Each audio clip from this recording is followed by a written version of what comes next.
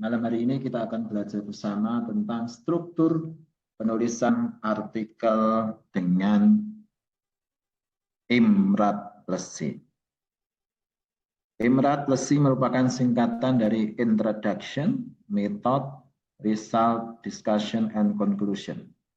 Struktur ini banyak digunakan dalam penulisan artikel ilmiah karena membantu penulis menyusun naskah secara runtut, logis, dan mudah dipahami oleh pembaca maupun reviewer jurnal. Perlu ditekankan sejak awal bahwa Imrat Lessig bukan hanya sekedar urutan subjudul dalam artikel. Lebih dari itu, Imrat Lessig adalah pola berpikir ilmiah. Melalui struktur ini, penulis diarahkan untuk menjelaskan mengapa penelitian dilakukan, bagaimana penelitian dilakukan, apa hasil yang ditemukan, apa makna dari hasil tersebut, dan apa kesimpulan akhirnya.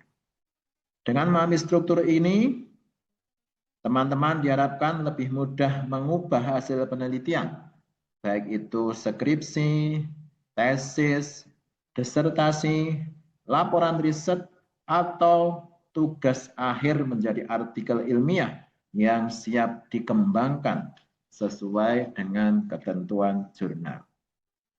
Pada bagian pembukaan ini, kita mengetahui pentingnya menulis artikel dengan struktur Imrat. Oke,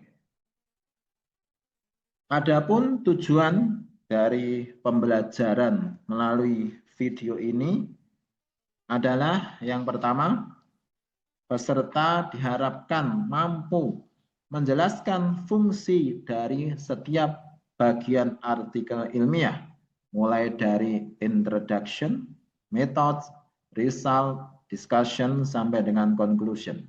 Setiap bagian memiliki peran yang berbeda, sehingga tidak boleh dicampur adukkan. Yang kedua, peserta diharapkan mampu membedakan isi masing-masing bagian. Misalnya, bagian result berisi temuan penelitian secara objektif, sedangkan bagian discussion berisi penafsiran atau makna dari temuan tersebut. Hal ini penting karena banyak artikel menjadi kurang kuat ketika hasil dan pembahasan ditulis bercampur tanpa batas yang jelas. Yang ketiga, peserta diharapkan mampu menyusun alur artikel secara logis berdasarkan temuan penelitian. Artinya, artikel tidak hanya lengkap secara bagian, tapi juga harus memiliki hubungan yang jelas antara masalah, metode, hasil, pembahasan, dan kesimpulan. Yang keempat, peserta akan diajak memahami urutan penulisan praktis, yaitu mulai dari metode. Jadi bukan sesuai dengan urutan penulisan, struktur penulisan, tapi ada metode praktis, yaitu pertama menulis dari metode, kemudian result, dilanjutkan dengan discussion, conclusion, baru masuk pada bagian introduction, terakhir adalah abstrak. Urutan ini berbeda dengan urutan membaca artikel, tapi seringkali lebih efektif untuk membantu penulis memulai naskah. Kemudian keluaran akhir adalah peserta memiliki peta kerja yang jelas untuk mengembangkan hasil penelitian menjadi artikel ilmiah. Prinsip utamanya adalah bahwa artikel yang baik bukan hanya lengkap, tetapi harus koheren. Masalah, metode, hasil, pembahasan, dan kesimpulan harus saling terhubung. Pada slide ini kita akan sajikan tentang peta materi presentasi, apa yang akan kita pelajari melalui video ini. Bagian pertama adalah terkait dengan konsep, yaitu memahami apa isi IMRAT plus C. Pada bagian ini kita akan membahas pengertian dasar dan fungsi umum dari struktur tersebut. Bagian kedua adalah struktur, yaitu fungsi dari tiap bagian artikel. Di sini kita akan membahas secara lebih rinci apa saja isi introduction, method, result, discussion, and conclusion. Bagian ketiga adalah tahapan, yaitu urutan praktis penulisan artikel. Hal ini penting karena banyak penulis mengalami kesulitan, bukan karena tidak punya data, tetapi karena bingung harus mulai menulis dari bagian mana. Bagian keempat adalah integrasi, yaitu bagaimana menjaga koherensi antar bagian artikel. Artikel IMA yang baik harus memiliki alur yang menyatu, bukan kumpulan bagian yang berdiri sendiri. Bagian kelima adalah checklist, yaitu daftar periksa sebelum artikel dikirim ke jurnal. Checklist ini akan membantu para penulis memastikan bahwa naskah sudah siap secara substansi, teknis, dan etika akademik. Oke, konsep IMRAT. Kita akan memahami kerangka dasar artikel ilmiah modern. Apa itu IMRAT plus C? IMRAT plus C adalah kerangka baku untuk menyajikan proses dan temuan penelitian. Yang pertama, huruf I adalah introduction. Bagian ini menjelaskan latar belakang, masalah, gap penelitian, tujuan, dan kontribusi artikel. Dengan kata lain, introduction menjawab mengapa penelitian ini penting dilakukan. Huruf M adalah metode. Bagian ini menjelaskan desain penelitian, data, sampel, instrumen, prosedur, serta teknik analisis yang digunakan. Metode menjawab pertanyaan bagaimana penelitian dilakukan. Kemudian huruf R adalah result. Bagian ini menyajikan temuan penelitian secara objektif. Temuan dapat disajikan melalui narasi, tabel, gambar, grafik, atau model. Result menjawab pertanyaan apa yang ditemukan dalam penelitian. Huruf D adalah discussion. Bagian ini menafsirkan hasil, membandingkan dengan teori dan penelitian terdahulu, serta menjelaskan implikasi. Discussion menjawab pertanyaan apa arti dari hasil penelitian tersebut. Kemudian huruf C adalah conclusion. Bagian ini merangkum jawaban penelitian, kontribusi, implikasi, keterbatasan, serta saran untuk penelitian selanjutnya. Conclusion menjawab pertanyaan apa simpulan utama dan nilai kontribusi artikel. Jadi inti gagasan IMRAT adalah membantu penulis menjawab 5 pertanyaan utama, yaitu mengapa penelitian dilakukan, bagaimana penelitian dilakukan, apa yang ditemukan, apa maknanya, dan apa simpulan akhirnya. Oke, kita masuk pada logika dasar artikel ilmiah. Setiap bagian memiliki pertanyaan pemandu yang berbeda. Bagian introduction bertanya mengapa penelitian ini penting. Fokus pembahasan, fokus isi pada bagian introduction adalah masalah, gap, tujuan, serta kontribusi. Bagian berikutnya adalah bagian metode. Bagian metode bertanya, bagaimana penelitian dilakukan? Fokusnya pada desain penelitian, data, sampel, instrumen, prosedur, dan teknik analisis. Bagian riset bertanya, apa hasil utama penelitian? Fokusnya adalah temuan faktual, tabel, grafik, model, dan angka-angka penting. Kemudian berikutnya bagian discussion. Bagian ini bertanya, apa hasil tersebut? Fokusnya adalah interpretasi. Dimuat juga dalamnya teori, studi terdahulu, serta implikasi dari penelitian. Dan bagian conclusion bertanya, apa pesan akhir dari artikel? Fokusnya adalah simpulan, kontribusi, keterbatasan, serta rekomendasi.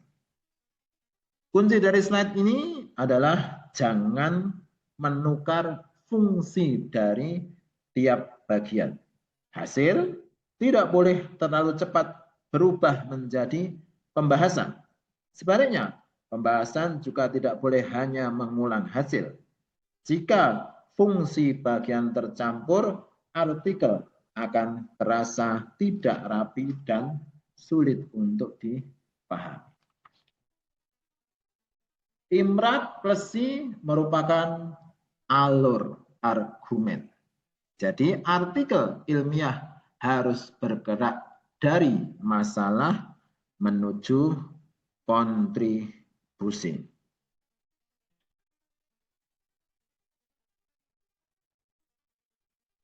Pada slide ini kita melihat bahwa artikel ilmiah harus bergerak dari masalah menuju kontribusi.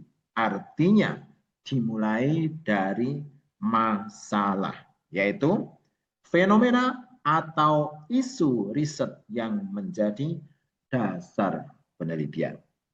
Setelah masalah dijelaskan, penulis harus menunjukkan gap atau kekosongan pengetahuan atau hal yang belum dijelaskan oleh penelitian sebelumnya. Gap inilah yang menjadi alasan akademik mengapa artikel perlu untuk ditulis. Setelah gap ditemukan, penulis menjelaskan metode, yaitu cara yang digunakan untuk menjawab gap tersebut. Kemudian, artikel menyajikan temuan sebagai bukti empiris.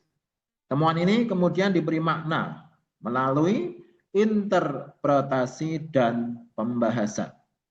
Pada bagian akhir, artikel harus menunjukkan kontribusi, baik secara teoritis, praktis, maupun kebijakan. Hal penting yang harus terasa oleh pembaca adalah hubungan antar bagian. Masalah penelitian harus jelas, gap harus spesifik, metode harus sesuai untuk menjawab tujuan. Hasil harus dijadikan sebagai bukti, bukan opini. Pembahasan harus mengubah hasil menjadi makna ilmiah, kesimpulan harus kembali menjawab tujuan penelitian. Prinsip koherensi adalah setiap paragraf dalam artikel harus membantu pembaca bergerak dari pertanyaan awal apa masalahnya menuju pertanyaan akhir apa kontribusi dari artikel ini. Jika ada bagian yang tidak mendukung hal tersebut, bagian itu perlu dipangkas, dipindahkan ataupun ditulis ulang. Oke, pada bagian ini kita akan membahas tentang perbedaan urutan baca serta urutan tulis. Slide ini sangat penting karena menjelaskan bahwa urutan membaca artikel tidak selalu sama dengan urutan menulis artikel. Artikel biasanya dibaca mulai dari title, judul, kemudian abstract, lanjutkan introduction, method, result, discussion, conclusion, dan terakhir ada reference. Namun bagi penulis, urutan yang disarankan yang bisa memudahkan penulis dalam menulis artikel adalah pertama dimulai dari method, kemudian result, discussion, conclusion, baru masuk ke introduction, abstract, lalu terakhir baru membuat title atau judul serta keyword atau kata kunci. Mengapa demikian? Karena metode dan riset adalah bagian yang paling faktual. Penulis biasanya sudah memiliki data, memiliki desain penelitian, sampel, instrumen, serta sudah memiliki hasil analisis. Oleh karena itu, bagian ini lebih mudah ditulis lebih dahulu. Setelah metode dan hasil jelas, barulah penulis lebih mudah membangun pembahasan. Setelah pembahasan selesai, penulis dapat menyusun kesimpulan. Setelah tahu kontribusi dan pesan utama artikel, barulah introduction lebih mudah ditulis. Abstrak ditulis paling akhir karena harus mencerminkan keseluruhan artikel. Jadi, walaupun pembaca membaca artikel dari awal, penulis tidak harus menulis dari awal. Strategi ini akan membantu penulis mengurangi kebuntuan saat menulis artikel. Oke, kita akan masuk pada penjelasan dari tiap-tiap bagian. Kita akan bahas fungsi, isi utama, dan kesalahan yang perlu dihindari. Masuk pada bagian awal, yaitu introduction. Pada slide ini kita membahas bagian introduction atau pendahuluan. Pendahuluan harus mampu membangun alasan mengapa artikel perlu dibaca. Dalam artikel jurnal, introduction tidak boleh terlalu panjang, seperti latar belakang pada skripsi, tugas akhir, maupun tesis. Pendahuluan artikel harus padat, fokus, dan langsung mengarahkan pembaca pada masalah dan gap penelitian. Fungsi introduction adalah menempatkan topik dalam konteks akademik dan empiris, menjelaskan masalah utama yang menjadi dasar penelitian, menunjukkan gap atau kekurangan dari studi sebelumnya, merumuskan tujuan atau pertanyaan penelitian, dan menegaskan kontribusi artikel. Struktur introduction dapat menggunakan pola corong, yaitu dimulai dari konteks yang umum, yaitu isu besar atau fenomena utama. Setelah itu masuk ke masalah spesifik, yaitu hal yang belum terselesaikan. Kemudian masuk ke gap riset, yaitu apa yang belum dijawab oleh literatur. Setelah itu penulis menyampaikan tujuan artikel dan terakhir menegaskan kontribusi. Pola ini membuat pendahuluan bergerak dari umum ke khusus.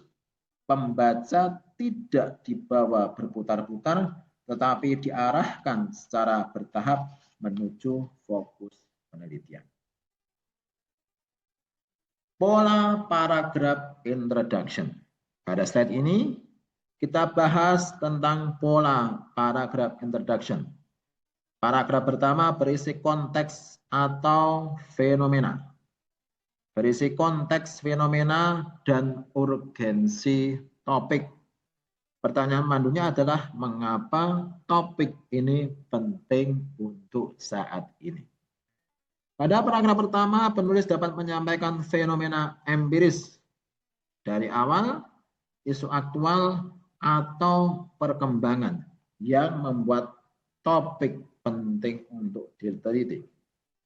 Paragraf kedua berisi perkembangan literatur dan temuan terdahulu. Pertanyaan pemandunya adalah apa yang sudah diketahui. Di sini penulis menunjukkan bahwa topik sudah pernah dikaji, tetapi masih ada ruang untuk penelitian baru. Paragraf ketiga berisi gap, inkonsistensi atau keterbatasan studi sebelumnya. Pertanyaan pandunya adalah apa yang belum diketahui atau belum memadai. Pada bagian ini gap harus ditulis secara spesifik, bukan hanya mengatakan penelitian masih sedikit. Paragraf keempat berisi tujuan, kebaruan atau kontribusi artikel. Pertanyaan pandunya adalah apa yang dilakukan artikel ini dan apa nilainya. Di sini penulis menegaskan arah penelitian dan manfaatnya.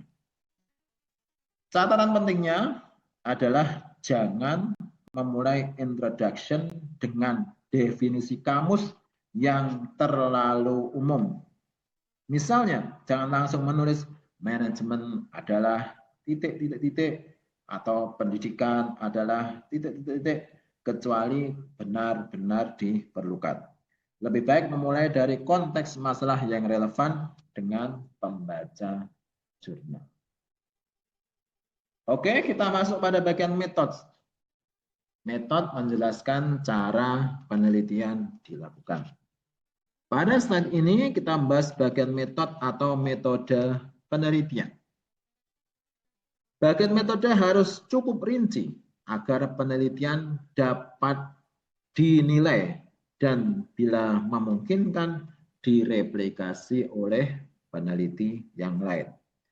Metode yang baik menunjukkan bahwa penelitian dilakukan secara transparan dan sistematis. Fungsi metode adalah menjelaskan desain penelitian, menunjukkan kesesuaian antara metode dan tujuan penelitian, memberi dasar bagi pembaca untuk menilai validitas hasil, serta membantu peneliti lain memahami prosedur yang digunakan. Komponen utama dari metode meliputi desain penelitian, data dan sumber data, instrumen atau prosedur, serta teknik analisis. Desain penelitian menjelaskan apakah penelitian menggunakan pendekatan kuantitatif, kualitatif, campuran, eksperimen, survei, studi kasus, ataupun pendekatan lainnya. Data dan sumber data menjelaskan jenis data, periode data, populasi, sampel, responden, dokumen, atau unit analisis. Instrumen atau prosedur menjelaskan alat dan cara pengumpulan data, misalnya kuesioner, wawancara, observasi, dokumentasi, eksperimen, ataupun teknik lainnya. Teknik analisis menjelaskan metode analisis yang digunakan, seperti uji statistik, model analisis, prosedur coding, triangulasi, atau perangkat lunak analisis. Pada intinya, metode harus menjawab pertanyaan penelitian ini dilakukan dengan cara apa. Oke, kita masuk pada kualitas bagian metode. Pada bagian ini kita akan membahas tentang ciri-ciri metode yang baik dan kesalahan yang sering terjadi. Metode yang baik harus spesifik, artinya penulis tidak cukup hanya menulis penelitian ini menggunakan metode kuantitatif, tidak cukup.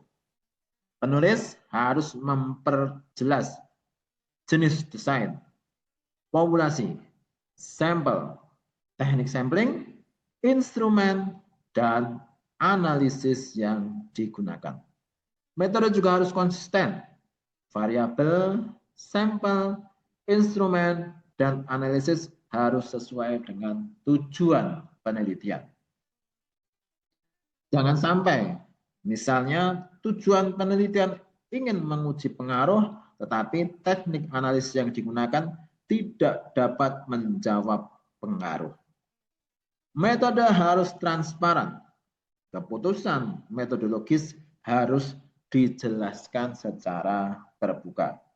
Misalnya, mengapa sampel dipilih, bagaimana data dikumpulkan, dan bagaimana validitas data diuji. Metode juga harus relevan. Hanya informasi yang berkaitan langsung dengan proses penelitian yang perlu dimasukkan.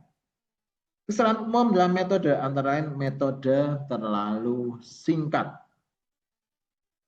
terlalu banyak teori, tidak menjelaskan teknik sampling, tidak menjelaskan kriteria responden, tidak menyebut uji validitas dan reliabilitas bila diperlukan, serta teknik analisis tidak sesuai dengan rumusan masalah. Pesan utama dari slide ini adalah jika metode tidak jelas, maka hasil akan sulit untuk dipercaya. Oke, kita masuk pada bagian selanjutnya, R, result, menyajikan temuan penelitian. Pada slide ini kita masuk pada bagian result atau hasil penelitian. Bagian result menjawab pertanyaan apa yang ditemukan. Oleh karena itu harus menyajikan temuan penelitian secara objektif. Bagian ini bukan tempat untuk pembahasan teoritis yang panjang. Fungsi result adalah menyajikan hasil sesuai tujuan atau pertanyaan penelitian. Menampilkan bukti empiris melalui narasi, tabel, grafik, gambar, atau model. Menyusun temuan dari yang paling penting menuju temuan pendukung dan menghindari pembahasan teoritis yang terlalu panjang. Prinsip menyajikan hasil adalah tabel dan gambar harus dipilih karena membantu pemahaman bukan sekedar dekorasi. Narasi tidak perlu mengulang semua angka dalam tabel. Penulis cukup menyoroti temuan utama. Setiap tabel dan gambar harus dirujuk dalam teks. Misalnya, berdasarkan tabel 1, terlihat bahwa, atau gambar 2 menunjukkan bahwa. Jangan masukkan tabel tanpa ada penjelasan. Hasil yang paling relevan dengan tujuan penelitian harus mendapat porsi utama. Jangan sampai bagian result penuh dengan data tambahan, tetapi temuan utama justru tidak dijelaskan dengan baik. Oke, kita akan membahas tentang bagaimana mengelola tabel, gambar, dan narasi hasil. Pada slide ini, kita akan bahas cara mengelola tabel, gambar, dan narasi dalam bagian result. Tabel berfungsi menyajikan angka rinci dan perbandingan. Oleh karena itu, tabel harus dipilih secara selektif. Jangan masukkan tabel yang terlalu panjang atau tidak relevan. Judul tabel harus jelas dan data yang ditampilkan harus benar-benar penting. Gambar atau grafik berfungsi memvisualisasikan pola, model, tren, atau hubungan. Gambar digunakan jika visual lebih mudah dipahami daripada tabel. Misalnya, model hubungan antar variabel. Ini akan lebih jelas jika disajikan dalam bentuk gambar. Narasi berfungsi menuntun pembaca memahami temuan utama. Narasi tidak boleh hanya menyalin semua angka dari tabel. Narasi harus memilih temuan penting dan menjelaskan makna faktualnya secara objektif. Urutan hasil juga perlu diperhatikan. Hasil sebaiknya disusun sesuai tujuan, rumusan masalah, atau hipotesis. Bisa juga disusun dari temuan utama menuju ke temuan pendukung. Rumus praktis dalam menulis narasi hasil antara lain. Data menunjukkan bahwa titik atau temuan utama pada tabel titik adalah titik. Atau hasil uji titik mendukung atau tidak mendukung hipotesis titik. Pesan pentingnya adalah tabel, gambar, dan narasi harus saling mendukung, bukan berdiri sendiri-sendiri. Kita masuk pada huruf D, discussion, yaitu mengubah hasil menjadi makna. Pembahasan adalah bagian yang sangat penting karena disinilah penulis menunjukkan kontribusi ilmiah artikel.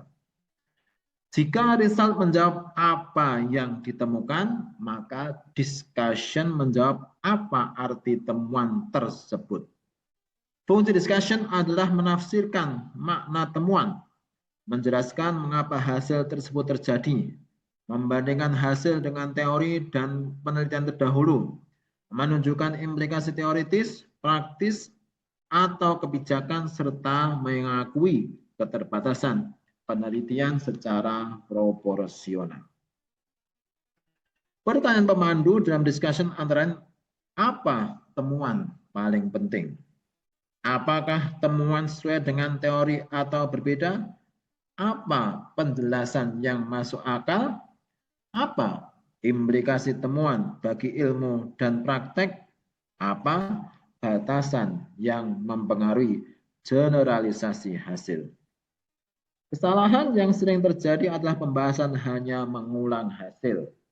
Misalnya, penulis hanya menulis kembali angka koefisien, nilai signifikansi, atau data tabel tanpa menjelaskan maknanya. Pembahasan yang baik harus bergerak dari data menuju makna. Penulis perlu menjawab mengapa hasil ini penting, bagaimana hubungannya dengan teori, apakah mendukung atau berbeda dari penelitian terdahulu, dan apa kontribusinya. Pola paragraf discussion. Oke, pada slide ini kita akan membahas pola praktis untuk menulis paragraf discussion. 1. Paragraf pembahasan idealnya memiliki struktur argumen yang jelas. Pembahasan dimulai dari temuan, yaitu apa hasil utamanya. Kemudian dilanjutkan dengan makna, yaitu apa arti temuan tersebut. Setelah itu penulis menjelaskan alasan, yaitu mengapa hasil tersebut bisa terjadi. Alasan ini dapat dikaitkan dengan kondisi lapangan, karakter responden, konteks organisasi, teori, atau situasi empiris. Berikutnya adalah literatur, yaitu apakah hasil penelitian sejalan atau berbeda dengan penelitian sebelumnya. Jika sejalan, jelaskan bagaimana penelitian ini memperkuat temuan sebelumnya. Jika berbeda, jelaskan kemungkinan penyebab perbedaan tersebut. Setelah itu penulis menyampaikan implikasi, yaitu dampak temuan bagi teori, praktek, kebijakan, atau pengembangan penelitian. Terakhir, penulis memberi penegasan, yaitu kontribusi utama dari pembahasan tersebut. Contoh kalimat pembahasan yang dapat digunakan antara lain, hasil penelitian ini menunjukkan bahwa titik. Temuan tersebut mengindikasikan bahwa titik.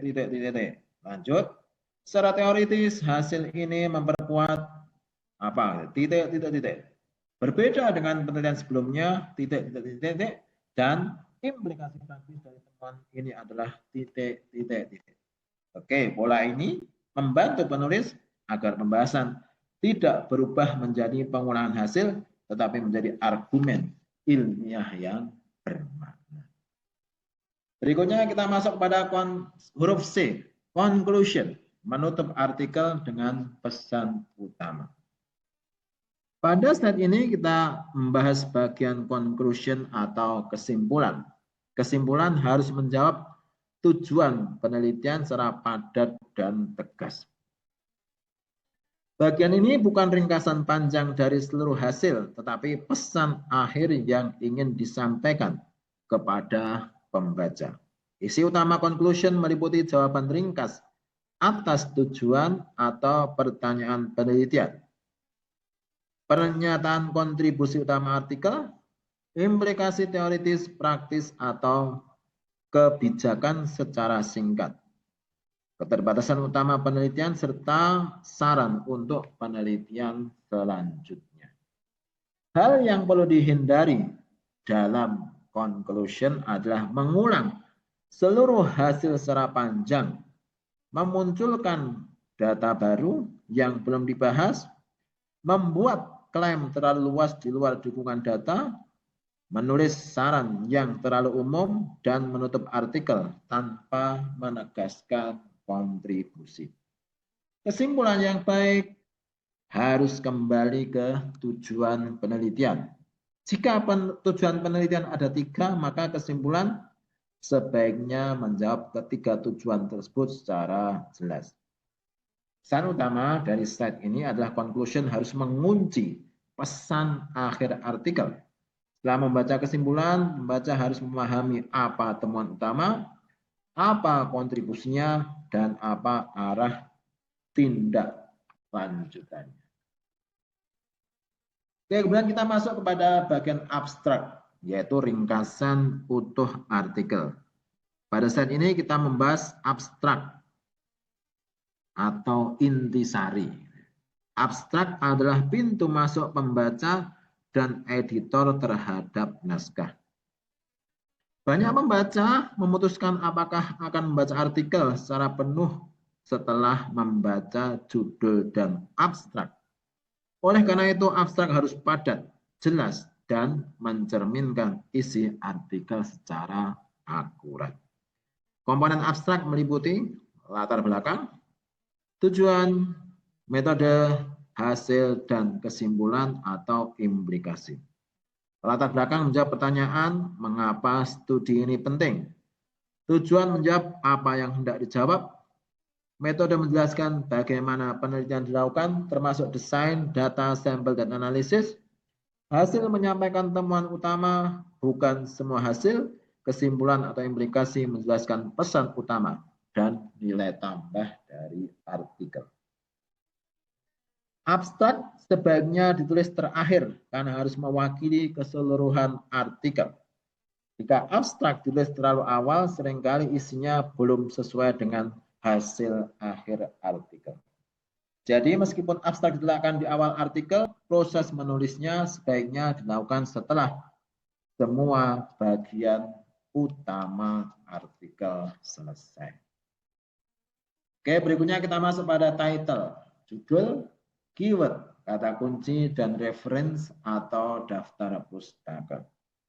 Pada saat ini kita bahas bagian pendukung artikel, yaitu judul, kata kunci, dan daftar pustaka. Judul harus singkat, spesifik, dan mencerminkan fokus artikel. Judul yang baik biasanya memuat variabel atau konsep utama dan konteks penelitian bila relevan. Hindari judul yang terlalu umum dan terlalu panjang. Keyword atau kata kunci berfungsi membantu artikel ditemukan melalui mesin pencari akademik. Kata kunci harus mewakili semua konsep utama artikel. Biasanya jurnal meminta 3-6 kata kunci, tapi penulis harus mengikuti ketentuan jurnal sasaran. Reference atau daftar pustaka memuat sumber yang benar-benar dikutip dalam naskah. Daftar pustaka harus mengikuti gaya citasi jurnal. Misalnya, apa? American Psychological Association atau IEEE atau Vancouver atau gaya lainnya. Sumber referensi sebaiknya mutakhir, relevan, dan memiliki kualitas akademik yang baik. Jangan masukkan referensi yang tidak dikutip. Sebaliknya, jangan mengutip sumber dalam teks tetapi tidak mencantumkan dalam daftar pustaka. Catatan pentingnya adalah judul, kata kunci, dan daftar pustaka sering dianggap bagian teknis, padahal sangat mempengaruhi kesan profesional dari artikel.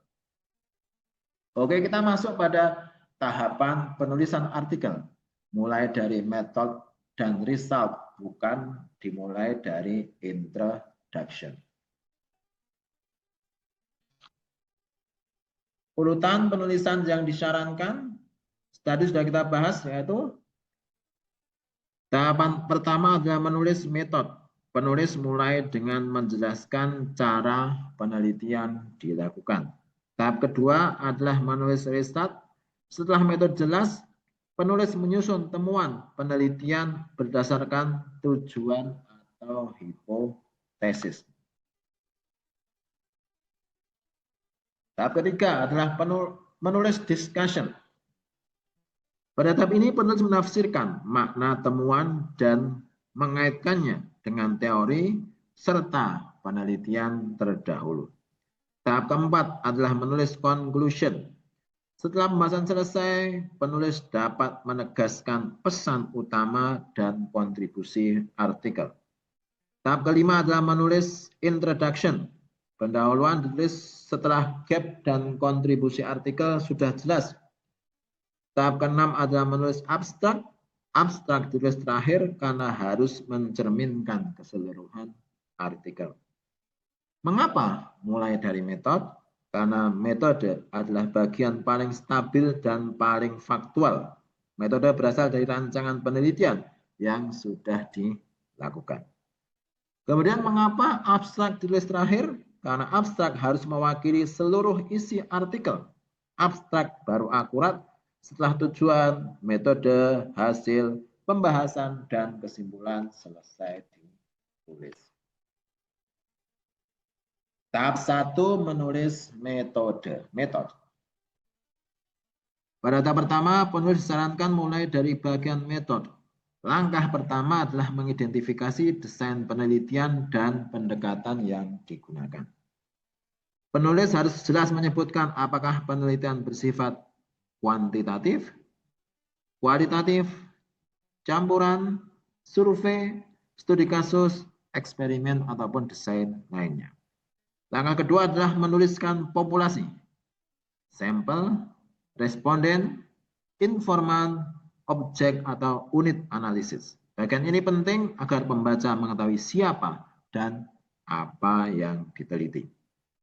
Langkah ketiga adalah menjelaskan sumber data dan teknik pengumpulan data. Misalnya, apakah data diperoleh melalui kuesioner, wawancara, observasi, dokumentasi, data sekunder, atau kombinasi beberapa teknik pengumpulan data. Langkah keempat adalah memaparkan instrumen, indikator, prosedur, atau protokol penelitian. Jika menggunakan kuesioner, jelaskan indikator dan skala pengukuran. Jika menggunakan wawancara, jelaskan pedoman wawancara dan prosedurnya. Langkah kelima adalah menjelaskan teknik analisis dan perangkat yang digunakan, misalnya menggunakan SPSS, Smart PLS, NVivo, Excel, atau perangkat lainnya. Output dari tahap ini adalah subbagian metode yang lengkap dan runtut. Selain itu, penulis juga dapat memastikan kesesuaian antara tujuan, data, dan teknik analisis. Dan tahap kedua, menulis result. Tahap kedua adalah menulis result. Langkah pertama adalah menyusun daftar tujuan, rumusan masalah, atau hipotesis penelitian.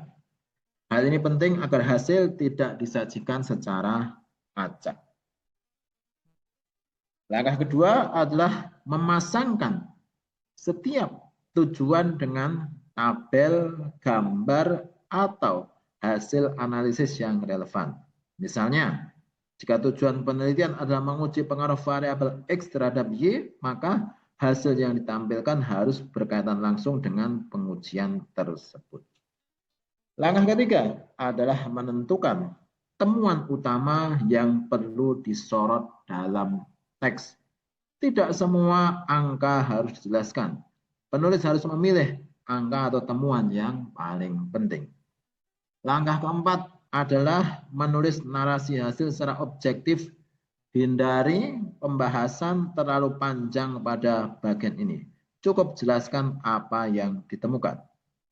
Langkah kelima adalah memastikan setiap tabel atau gambar diberi nomor, judul, dan dirujuk dalam teks. Urutan penyajian hasil dapat dimulai dari deskripsi data atau responden, hasil uji kualitas data, atau prasyarat analisis, hasil utama sesuai tujuan atau hipotesis, kemudian hasil tambahan yang mendukung argumen, dan ringkasan temuan kunci sebelum masuk ke discussion. Pesan pentingnya adalah result harus disusun berdasarkan tujuan penelitian, bukan berdasarkan urutan keluar output dari software. Dan yang tahap 3 menulis discussion. Langkah pertama adalah memilih 3-5 temuan utama yang paling penting. Penulis tidak harus membahas semua hasil secara mendalam. Fokuslah pada temuan yang paling berkaitan dengan tujuan dan kontribusi artikel. Langkah kedua adalah menafsirkan setiap temuan. Penulis harus menjelaskan makna temuan bagi teori, konteks, ataupun praktis. Langkah ketiga adalah membandingkan dengan penelitian terdahulu. Apakah hasil penelitian mendukung penelitian sebelumnya, berbeda, atau memperluas pemahaman yang sudah ada. Langkah keempat adalah menjelaskan alasan mengapa temuan terjadi. Penjelasan ini dapat dikaitkan dengan konteks lapangan, karakteristik responden, kondisi organisasi, kebijakan, budaya, atau faktor lain yang relevan. Langkah kelima adalah menulis implikasi teoritis dan praktis secara spesifik. Formula pembahasan yang dapat digunakan adalah temuan utama, makna, dukungan atau perbedaan dengan literatur, penjelasan konteks, dan implikasi. Output dari tahapan ini adalah artikel mulai menunjukkan kontribusi. Pada tahap ini, penulis biasanya juga dapat melihat apakah judul, tujuan, dan gap perlu untuk dipertajam. Dan tahap keempat adalah menulis C, conclusion. Langkah pertama adalah membaca kembali tujuan penelitian dan temuan utama. Kesimpulan harus kembali pada tujuan, bukan sekedar mengulang hasil. Langkah kedua adalah menulis 1-2 paragraf jawaban ringkas atas tujuan penelitian. Jawaban ini harus tegas dan harus mudah dipahami. Langkah ketiga adalah menambahkan kontribusi artikel, misalnya kontribusi terhadap pengembangan teori, perbaikan praktek, atau penyusunan kebijakan. Langkah keempat adalah menyampaikan implikasi yang paling penting. Implikasi tidak perlu terlalu banyak, tapi harus spesifik dan berkaitan dengan temuan. Langkah kelima adalah menutup dengan keterbatasan dan agenda penelitian lanjutan bila diperlukan. Prinsip singkatnya adalah kesimpulan bukan salinan result, bukan tempat memasukkan teori baru, dan bukan tempat membuat klaim yang tidak didukung data. Kesimpulan harus mengunci kontribusi artikel. Dan tahap kelima adalah menulis introduction. Tahap kelima ini introduction atau pendahuluan ditulis setelah kontribusi artikel jelas.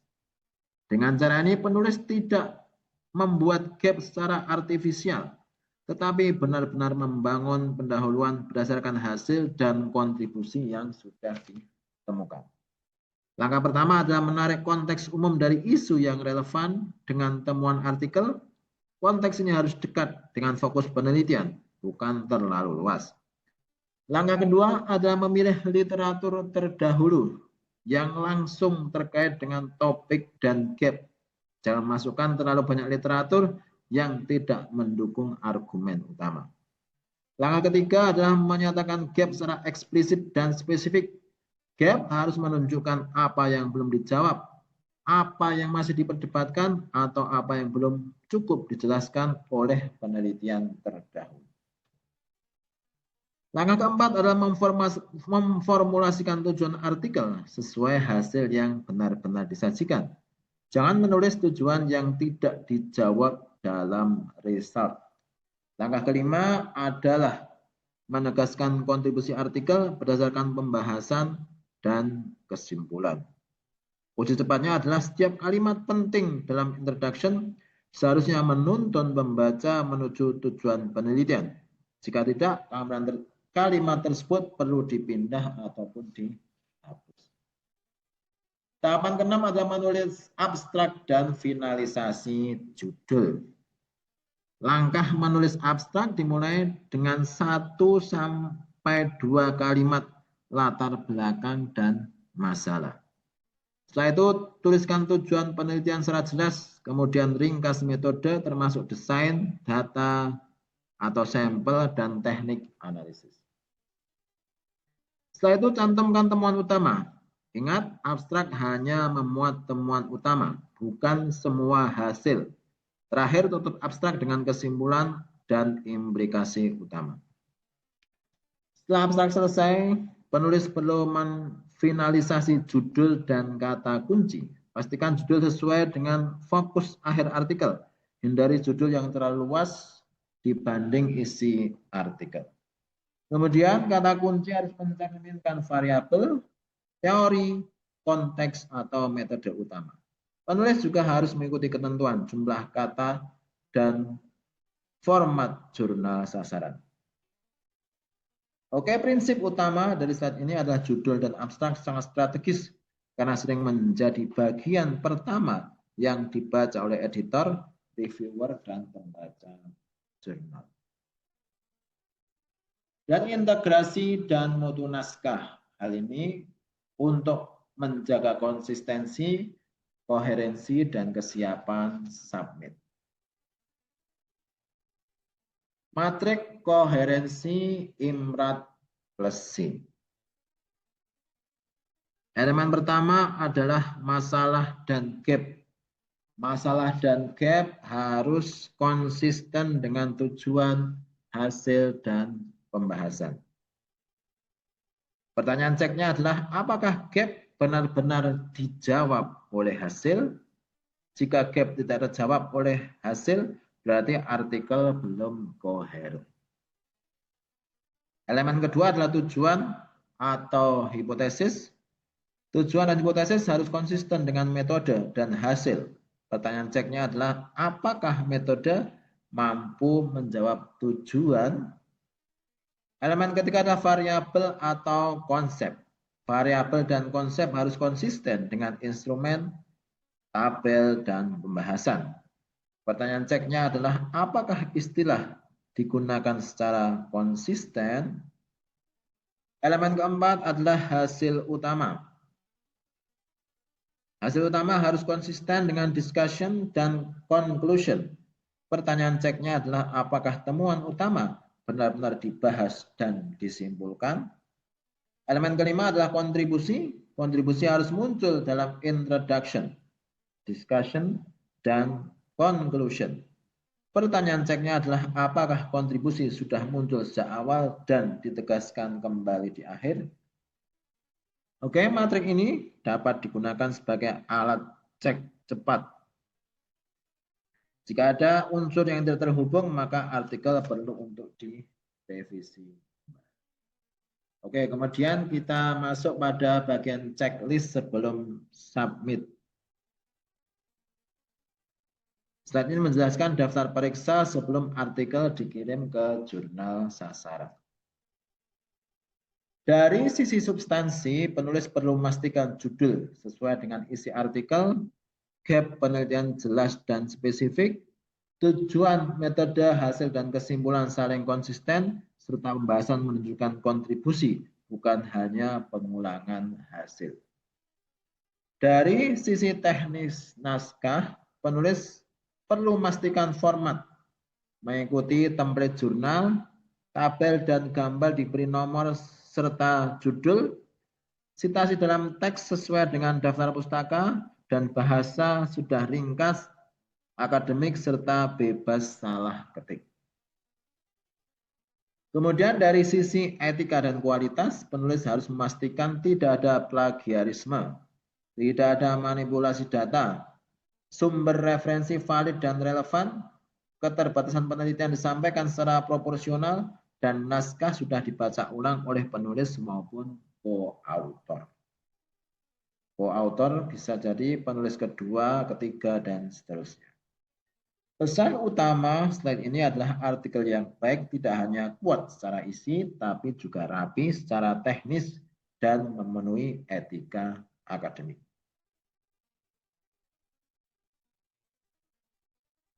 Berikutnya adalah beberapa kesalahan yang umum dilakukan oleh penulis dalam penulisan artikel.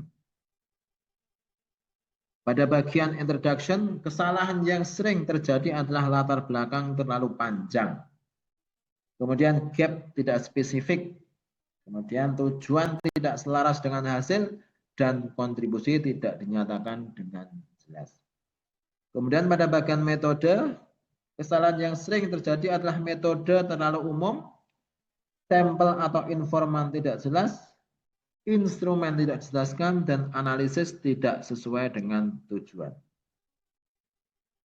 Pada bagian riset, kesalahan umum meliputi terlalu banyak tabel, narasi hanya mengulang angka, hasil tidak diurutkan, dan temuan utama tidak ditonjolkan. Dan pada bagian discussion, kesalahan yang sering terjadi adalah hanya mengulang hasil, minim teori atau literatur, implikasi terlalu umum, dan klaim melebihi data. Oke, cara menghindarinya adalah menggunakan pertanyaan pemandu untuk setiap bagian. Kemudian mengecek konsistensi antar bagian dan melakukan revisi struktural sebelum revisi bahasa. Jangan hanya mengedit kalimat, tetapi perbaiki dulu alur logika artikel.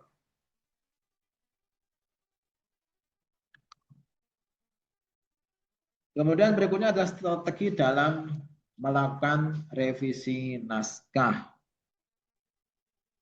Revisi naskah perlu dilakukan secara bertahap. Tahap pertama adalah revisi struktur. Penulis perlu memastikan bahwa imratsi sudah lengkap dan setiap bagian berada pada tempat yang tepat. Tahap kedua adalah revisi koherensi. Penulis perlu mengecek apakah antar bagian sudah saling terhubung. Tahap ketiga adalah revisi argumen. Penulis perlu memastikan kontribusi artikel sudah jelas. Tahap keempat adalah revisi bukti.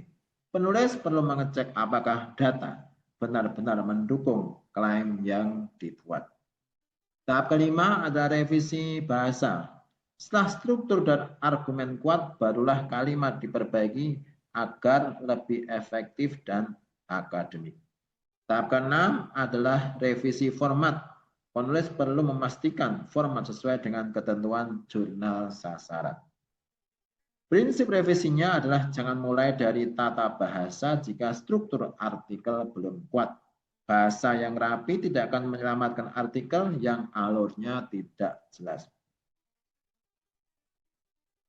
Setelah naskah stabil, barulah penulis melakukan penyuntingan akhir, termasuk pemeriksaan tipe, salah tulis, format tabel, garis citasi, dan kesesuaian tulisan dengan template jurnal sasaran. Berikutnya adalah pengelolaan citasi dan referensi. Referensi harus akurat, relevan, dan konsisten. Penulis sebaiknya menggunakan artikel jurnal, buku akademik, proceeding, atau dokumen resmi yang relevan. Sumber primer dan mutakhir perlu diutamakan sesuai bidang kajian. Penulis juga harus memastikan semua sumber yang dikutip muncul di daftar pustaka. Untuk memudahkan pengelolaan referensi, penulis dapat menggunakan reference manager. Yang paling umum digunakan adalah Mendeley. Selain itu juga ada yang lain seperti Zotero ataupun EndNote. Hal yang perlu dicek antara lain adalah nama penulis dan tahun citasi harus konsisten. DOI, Digital Object Identifier ataupun URL dicantumkan jika diminta jurnal. Format daftar pustaka sesuai gaya selingkung, tidak ada referensi fiktif dan sumber benar-benar mendukung pernyataan yang dikutip. Pesan utama dari slide ini adalah daftar pustaka tidak hanya harus terlihat rapi, tetapi juga harus valid, dapat ditelusuri, dan relevan dengan isi artikel. Oke, kita masuk pada template singkat kerangka artikel. Bagian pertama adalah title, harus memuat fokus artikel, variabel ataupun konsep utama, dan konteks bila relevan. Kemudian bagian abstrak harus memuat latar belakang, tujuan, metode, hasil utama, dan kesimpulan atau implikasi dari penelitian. Bagian introduction harus memuat konteks, masalah, literatur utama, gap, tujuan, dan kontribusi. Bagian metode harus memuat desain, data atau sampel, instrumen atau prosedur, dan teknik analisis. Bagian tulisan harus memuat temuan utama sesuai tujuan atau hipotesis, dilengkapi tabel atau gambar pendukung. Bagian discussion harus memuat makna hasil, literatur pembanding, implikasi, dan keterbatasan. Bagian conclusion harus memuat jawaban atas tujuan, kontribusi utama, dan saran penelitian lanjutan. Oke, template ini dapat digunakan sebagai kerangka kerja awal. Penulis dapat menyalinnya ke dokumen Word lalu mulai mengisi setiap bagian sesuai hasil penelitian masing-masing. Oke, pada bagian terakhir adalah ringkasan utama dari isi slide-slide ini. Yang pertama adalah IMRAT. C adalah kerangka berpikir, bukan sekedar format subjudul.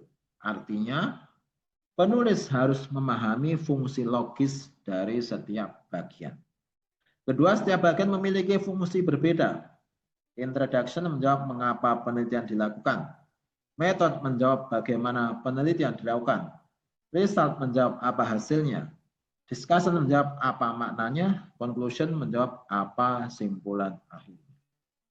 Yang ketiga, urutan menulis yang disarankan adalah method, result, discussion, conclusion, introduction, dan abstract. Urutan ini membantu penulis memulai dari bagian yang paling faktual dan mengurangi kebuntuan saat menulis. Yang keempat, kualitas artikel ditentukan oleh koherensi antara masalah, metode, hasil, pembahasan, dan kesimpulan. Artikel yang baik bukan hanya lengkap, tapi harus saling terhubung. Yang kelima, revisi terbaik dimulai dari struktur dan argumen, bukan kemudian bahasa dan baru kemudian bahasa dan format. Jadi tidak dimulai dari bahasa dan format terlebih dahulu. Dengan demikian artikel tidak hanya rapi secara kalimat tapi juga kuat secara substansi. Oke, terima kasih. Kita telah selesai membahas tentang cara menulis artikel dengan konsep IMRAT.